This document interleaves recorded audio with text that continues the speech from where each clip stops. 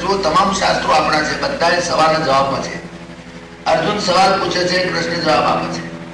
કાકભૂષુંડી ને ગરુડ સવાલ પૂછે છે, કાકભૂષુંડી જવાબ આપે છે. પાર્વતી સવાલ પૂછે છે, શંકર જવાબ આપે છે. યાજ્ઞવલ્ક્ય ને ભરદ્વાજ ઋષિ પૂછે છે, યાજ્ઞવલ્ક્ય જવાબ આપે છે. પરીક્ષિત પૂછે છે, સુખદેવજી જવાબ આપે છે. આપણા તમામ શાસ્ત્રો સવાલના જવાબમાં છે, ડાયલોગના ફોર્મમાં છે. બધા જ રામાયણ, ગીતા, ભાગવત બધું સવાલનો જવાબ. સવાલ જો પૂછે છે તો જવાબ મળે છે. બાકી કોઈ સવાલ ના પૂછે તો એને પરાણે જવાબ ના અપાય અને નહીં આપવો જોઈએ, ના પાડે છે. ગીતાએ ના પાડી છે કે જ્યાં સુધી સામા માણસને તરસ ના લાગે ત્યાં સુધી પાણી આપવું નહીં. એ 3 વખત માગે ત્યારે 1 વાર આવું. આવો નિયમ છે શાસ્ત્રોનો, હું વાત નથી કરતો. અને બીજું, બહુ શ્રોતાઓની જરૂર નથી. ગીતામાં એક જ શ્રોતા છે અર્જુન, અને એક જ વક્તા છે કૃષ્ણ. બહુ શ્રોતાઓની જરૂર નથી. કાકભૂષુંડી એક જ વક્તા અને ગરુડ એક જ શ્રોતા, પાર્વતી એક જ શ્રોતા, શંકર એક જ વક્તા, પરીક્ષિત એક જ શ્રોતા, સુખદેવજી એક જ વક્તા, યાજ્ઞવલ્ક્ય એક જ વક્તા અને ભરદ્વાજ એક જ શ્રોતા, વૈશંપાયન એક જ વક્તા અને જન્મેજય રાજા એક જ શ્રોતા. એક શ્રોતા તો બહુ થઈ ગયો, પણ he should be very much eager. Eager ના આવે તો નહીં. ભગવદ્ ગીતાએ સ્પષ્ટ કહ્યું, ઇદમ તે ન અતપસ્કાય ન અભક્તાય કદાચન ન ચાશુષ્યુષ વાચ્યમ ન ચમામ્યો વિસ્મયતિ. जो कोई सुनने वाला नहीं है, सुनने की जिज्ञासा नहीं, उसको मत बोलना, कुछ भी न बोलना, नहीं कहना. એટલે ભગવદ્ ગીતામાં સ્પષ્ટ આજ્ઞા છે, ભાગવતમાં સ્પષ્ટ આજ્ઞા છે કે તમારે કોઈ દિવસ કોઈને પરાણે જ્ઞાન આપવું નહીં. અગર આ વાત કરવી પણ નહીં. જેને તેના આગળ ઉભો રમવાનો વાપર. આ તો શું છે, વક્તા છે ને પછી બક્તા થઈ જાય છે, અને શ્રોતા બધા શ્રોતા થઈ જાય છે. વક્તા શ્રોતા ભેગા થાય તો શું અવાજ આવે? પછી વક્તાને છે ને તે બોલવાની વલુડ ઉપડે છે અને વાપરનારને વાપરવાની વલુડ ઉપડે છે, એટલે એકબીજાને વલુડ જ બેઠા. મારો પ્રશ્ન શું હતો? તમારો પ્રશ્ન શું છે મને ચોખવટ કરો, હજુ ચોખવટ કરો. જ્યાં સુધી તમારો પ્રશ્ન હું સમજુ નહીં અને મારો જવાબ તમે ના સમજો તો continue for 3 hours, I don't mind. કહો, બોલો, શું તમારો પ્રશ્ન છે? કહો.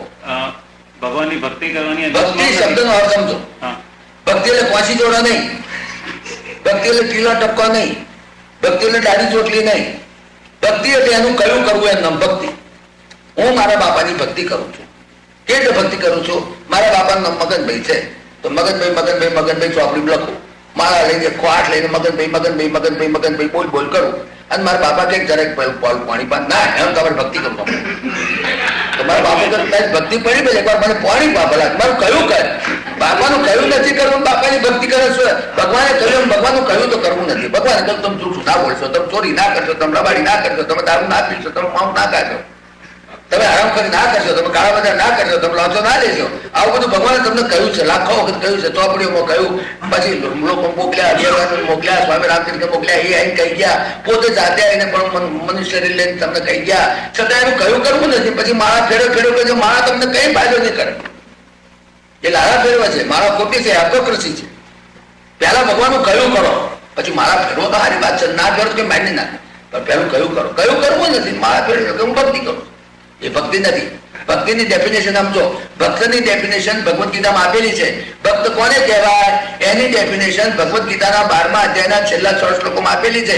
હુ ઇઝ કોલ્ડ ભક્ત? ભક્ત કોને કહેવાય એમાં એવી ડેફિનેશન નથી આપી કે જે 10 ફૂટની દાઢી રાખશે કે 4 ફૂટની ચોટલી રાખશે ભક્ત કહેવાશે, કે આનું ત્રિપુટ કરશે, ઊભું ટીલું કરશે ભક્ત કહેવાશે, કે લુંગી પહેરશે કે જનોઈ પહેરશે ભક્ત કહેવાશે. ભક્તના લક્ષણ આપેલા છે. કયા કયા છે? અદ્વેષ્ટા સર્વભૂતાનામ, એક તો કોઈ પ્રત્યે દ્વેષ ન કરતા, એ મારો ભક્ત. અદ્વેષ્ટા સર્વભૂતાનામ મૈત્રઃ કરુણેવ ચ નિર્મમઃ નિરહંકારઃ સમદુઃખ સુખક્ષમી સંતુષ્ટા સતતમ યોગી યથાત્મા દ્રઢ નિશ્ચય મય્યર્પિત મનોબુદ્ધિ યો મદ ભક્ત સમે પ્રિય. એ મારો ભક્ત ને એ મને વાલો લાગે. એમાં ક્યાં આવી ચોટલી દાઢી, એમાં ક્યાં આવ્યું ત્રિપુંડ ને ટીલું, એમાં ક્યાં આવી જનોઈ ને લુંગી, એમાં ક્યાં આવ્યા પાછી જોડા, એમાં ક્યાં આવી માળા? કશું નથી. તમે સીધા હેડો, મારું કયું કરો. તમે જુઠ્ઠું ના કરતા, લુચ્ચી ના કરો, બદમાશી ના કરો, હરામખોરી ના કરો, ગાય મારી મોજ ના ખાઓ, કોઈ મારો નહીં. તમારું પેટ ભરવા તમે બીજાને શું કામ મારો છો? એમ કે છે ભગવાન.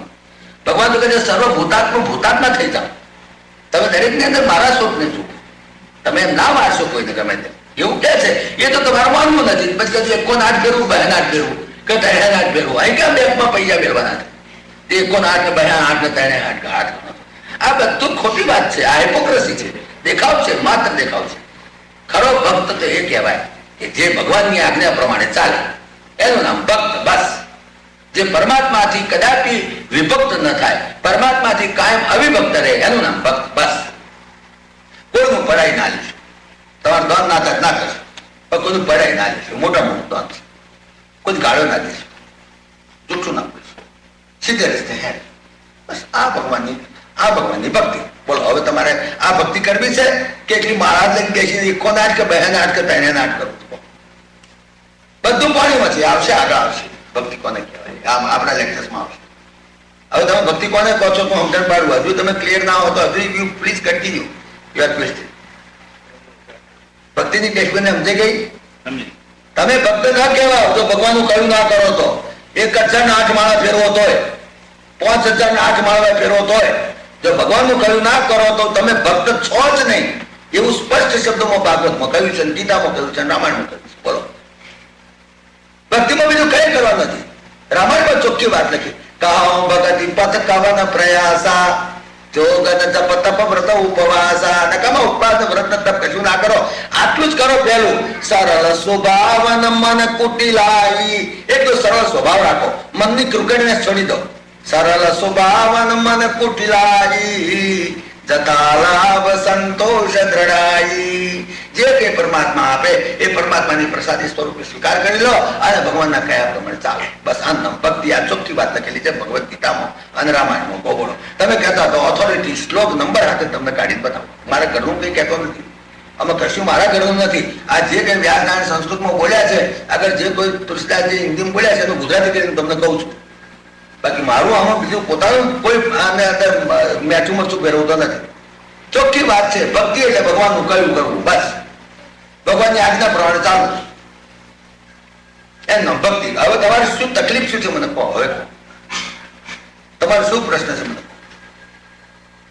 તમે જે જાપ જપ કરો તે કર્મને અસર કરે છે?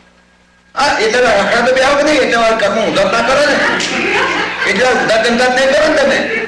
તમે માળા લઈને ફરો અને માળા હાથમાં રાખો તો કોઈ એમ તો કહે ને કે ભાઈ માળા લઈને કેમ ઊંધું બોલો છો, તો એ કર્મ ઉપર અસર થઈ કે ના થઈ? તમે પછી જૂઠું બોલો દુકાને જઈને તો પેલો કહે ને હવા માળા ફેરવતા હતા ને, અને તમને પણ થાય હું હવા માળા ફેરું છું મારે જૂઠું કેમ બોલાય? કર્મ ઉપર અસર થઈ કે ના થઈ? કર્મ ઉપર અસર થઈ. કોન્શિયસ તો છે ને. હવે દાખલા તરીકે પાટલું પહેરી દે તો સિનેમા જે વાંધો નહીં કદાચ, પણ સંતના લુગડા પહેર્યા હોય, ભગવા લુગડા, તો એ પછી જઈ શકે તો આગળ ચાલ કેવો દેખાય? એટલે કર્મ ઉપર અસર થઈ કે ના થઈ? એના કર્મ ઉપર અસર થઈ કે ના થઈ? એના કર્મ ઉપર અસર થઈ ને. આથી મેં પાટલું પહેર્યું છે એટલે વાંધો નહીં મારે. અને પણ ભગવાન લુગડા પહેરીને કોઈ સંન્યાસી આવે અને પછી ઢોસા ખાવા બે હોટલમાં તો ના કરી શકે બિચારો.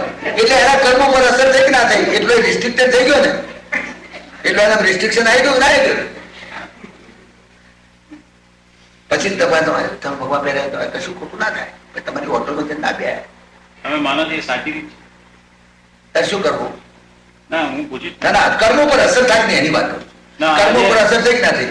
તમે મારા ફેરવા એટલી વાર તો તમે જૂઠું નથી બોલવાના, તો તમારી કર્મ ઉપર અસર થઈ કે ના થઈ? પણ એને મનથી તો એમ કહેતો મારે ઢોસા ખાવા જવા છે. હા, પણ કર્મ ઉપર અસર થઈ ને, કર્મ ઉપર તો અસર થઈ ને. લુગડા બદલવાથી હાઇપોક્રેસી આવી જાય. હું જ જ્ઞાની છું, વિદ્વાન છું, એ ના થાય. પણ કર્મ ઉપર તો અસર થઈ જ ને. આ તો કર્મ ઉપર અસર થાય એની વાત કરે છે. પણ તમારે ખોટું ના થાય. એવી રીતે તમે કહો ભગવાનનો ભક્ત છો તમારે ખોટું ના થાય. તમે ભક્તિમાંથી ભક્તિ માળા ફેરવું છે એમ તમે બોલ્યા એટલે તમારાથી બીજું તો કશું કરાય નહીં. જૂઠું તો બોલાય નહીં. બોલાય જે માળા ફેરવે જૂઠું બોલ્યા કે કર્મ ઉપર અસર થઈ કે ના થઈ? જે માળા ફેરવે એને કાળા બધા થાય. જે માળા ફેરવે એનાથી લાંચ લેવાય તો કે ના લેવાય? તો ત્યાર પછી તમે માળા કાં તો છોડી દો, કાં તો પછી લાંચ લેવાની છોડી દો. બે તો કરવું જ પડે ને. બે તો ના જ બને ને. કાં તો માળા ફેરવાનું છોડી દો, કાં તો કાળા ફેરવાનું છોડી દો, કાં તો માળા ફેરવાનું છોડી દો, કાં તો જૂઠું બોલવાનું છોડી દો. કર્મ પર અસર થઈ કે ના થઈ? થઈ જ નહીં. એટલા માટે માળા ફેરવો છો તો એની અસર થશે તમારી ઉપર.